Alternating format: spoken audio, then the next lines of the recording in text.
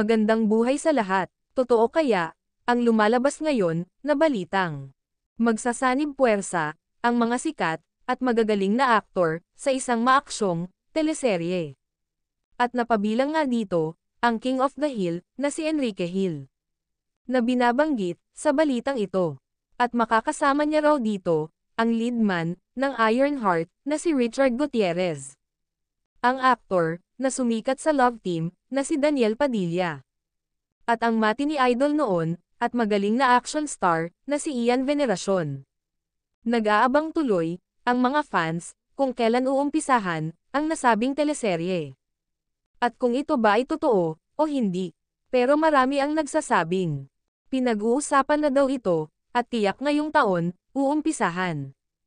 Kung sakaling, ito man ay totoo. Maraming Quench fan, and Lizken fans, ang matutuwa, para kay Enrique Hill. Siguradong magandang, proyekto ito. At akma sa galing, ni Enrique Hill. Mapadrama man, action, o comedy.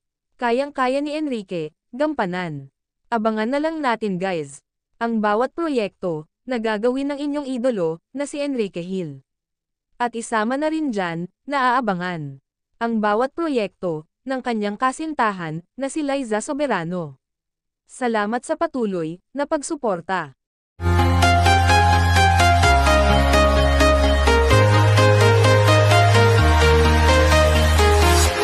I'm walking alone, the streets are empty.